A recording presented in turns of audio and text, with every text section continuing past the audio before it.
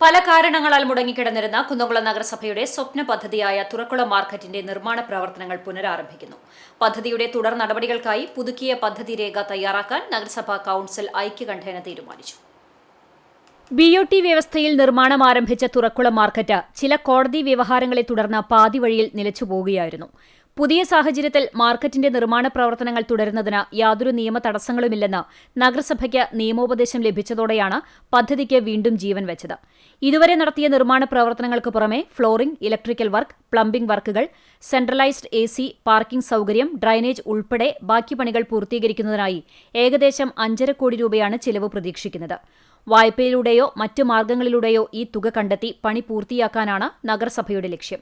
പദ്ധതിയുടെ DPR തയ്യാറാക്കുന്ന ചുമതല സർക്കാർ അംഗീകൃത ഏജൻസിയെ ഏൽപ്പിക്കാനും കൌൺസിൽ യോഗത്തിൽ തീരുമാനമായിട്ടുണ്ട്. സമയബന്ധിതമായി പദ്ധതി ജനങ്ങൾക്ക് തുറന്നുകൊടുക്കാനാണ് നഗരസഭ ലക്ഷ്യമിടുന്നതെന്ന് ചെയർപേഴ്സൺ സൗമ്യ അറിയിച്ചു. 2 മാസത്തിനകം DPR തയ്യാറാക്കും. തുടർന്ന് ടെൻഡർ നടപടികൾ പൂർത്തിയാക്കി 8 മാസത്തിനുള്ളിൽ മാർക്കറ്റിന്റെ നിർമ്മാണം പൂർത്തീകരിക്കാൻ സാധിക്കുമെന്നും ചെയർപേഴ്സൺ കൌൺസിലിൽ വ്യക്തമാക്കി. ദീർഘകാലത്തെ കാത്തിരിപ്പിനൊടുവിൽ തുറക്കുളം മാർക്കറ്റ് യാഥാർത്ഥ്യമാകുന്നതിന്റെ ആശ്വാസത്തിലാണ് കുന്നംകുളം നിവാസികൾ.